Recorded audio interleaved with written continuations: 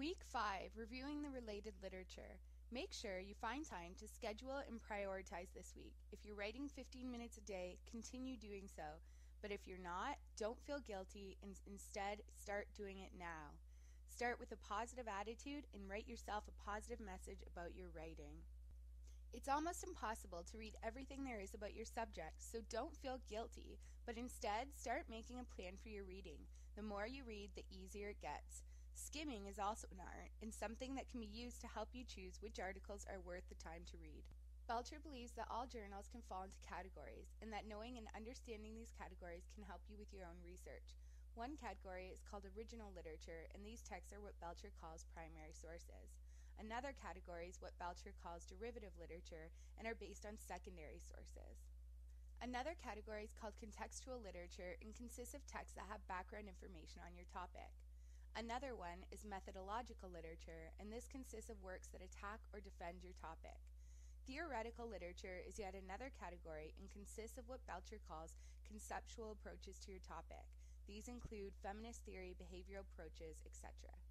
The last category is called related literature, and this consists of all the prior research on your specific topic. Belcher also illustrates some strategies for getting reading done. In terms of reading theoretical literature, she insists on understanding what your theoretical approach is and illustrating it in your thesis. In order to bring your theoretical approach into your paper, Belcher believes that you should do the following: take theory courses, read with an expert, read book reviews, read biographies of theoreticians, etc.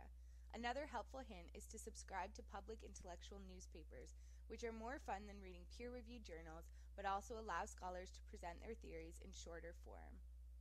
Belcher also illustrates some tips for reading related literature, and one is to set up your bibliographic software. She recommends using EndNote and Winnow your reading list. This consists of reducing and eliminating your articles to only those necessary. She also promotes making reading social in a journal club, scheduling library reading, and prioritizing it.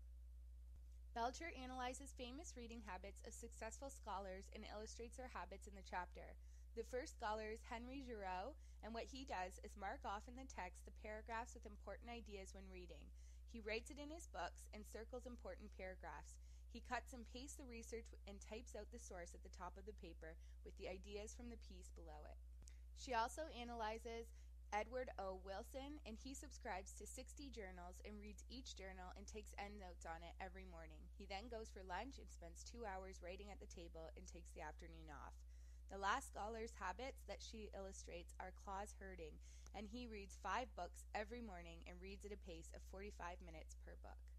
Belcher illustrates the necessity of knowing your entry point, which is the way your argument's relationship to previous arguments flows. It's like in a conversation in which you should acknowledge the conversation but then make your point. Belcher lists 3 traditional positions for entry points regarding previous research: finding it inadequate or non-existent and filling the gap, finding it sound and extending it, or finding it unsound and correcting it. While it is important to place your work in the context of previous research, what do you do if there's a lot of research on the topic or too little? Belcher suggests that you must then write a related literature review. Belcher describes this as an evaluation of existing scholarship on your topic or significance to your topic. Belcher suggests that you think about it and imagine that you're having a debate with a colleague about the topic, and you're trying to back up your opinion.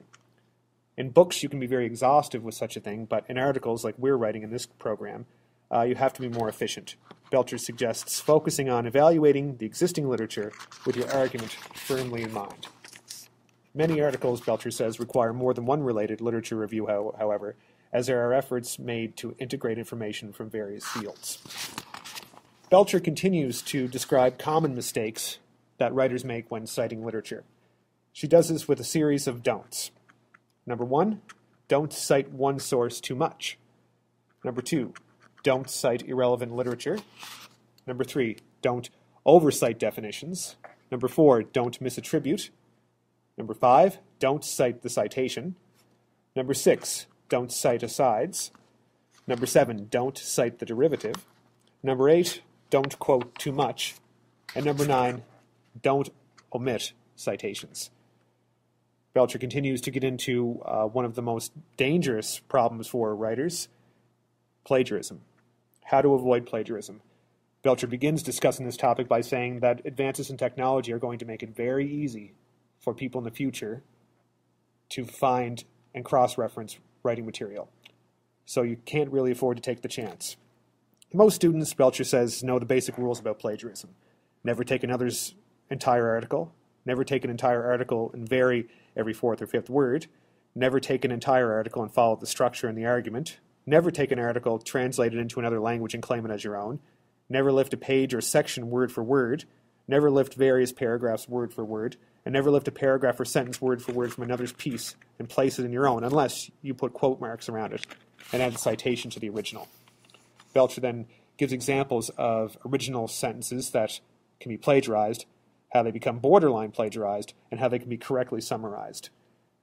Borderline plagiarizing, if you're doing this repeatedly through your article, you have to stop and you have to revise. Some tips that Belcher suggests are taking notes from memory, taking notes in such a way that it's always clear what your comments are in the text, and to always, always, always revise. In summary, what your week should look like in week 5. Day 1, you should be reading the workbook. Day 2, evaluating your current citations. Day 3, identify and reading the related literature. Day 4, evaluating the related literature.